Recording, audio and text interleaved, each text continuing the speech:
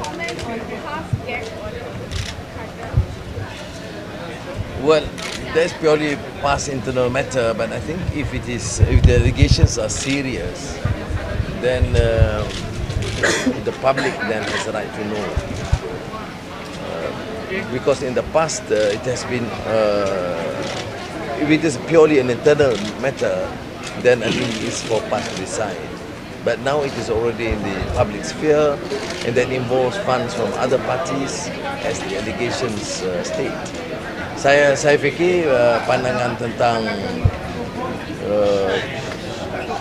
arahan PAS untuk tidak membicarakan soal dedak kartel dan sebagainya ini, itu kalau dalam urusan parti itu tentu hak pimpinan PAS menentukan. Tetapi hal ini sudah melibatkan kepentingan awam. Masyarakat ingin tahu sebab ia melibatkan dana, ia bertentangan dengan apa yang diucapkan bahawa dalam seorang tokoh itu harus hidup dengan sederhana, tidak harus ambil wang yang dicurigai sumbernya, sahihnya, halal haramnya.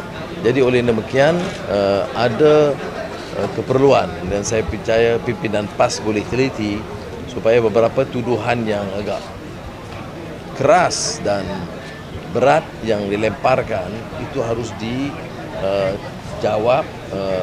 oleh pihak yang berkenaan supaya masyarakat awam dapat mengetahui apa yang sebenarnya berlaku.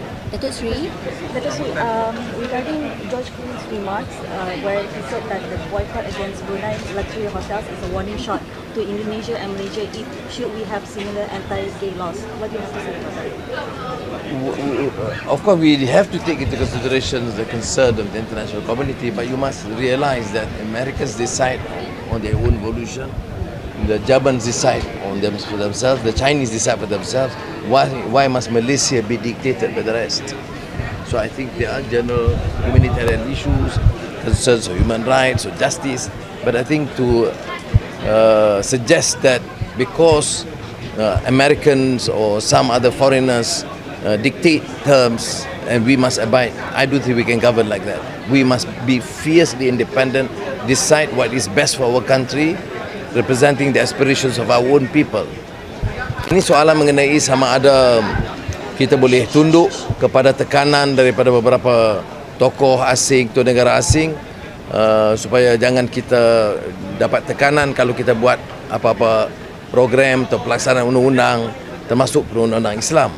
Jawapan saya jelas. Kita tentu ambil kira pandangan semua pihak, terutama dalam soal kemanusiaan, soal keadilan, soal kebebasan. Tetapi kita harus ingat, negara ini harus ditadbir oleh pimpinan dan sistem yang harus bebas menjaga kepentingan rakyat dan negaranya, dan tidak harus tunduk kepada tekanan mana-mana kuasa atau luar. Mereka boleh beri cadangan, tapi kita tidak harus tunduk kepada tekanan. Dan saya panjangkan yang mengatakan negara China buat keputusan bukan kerana arahan orang. Amerika buat keputusan untuk kepentingan negara dia, dia tidak peduli pandangan lain.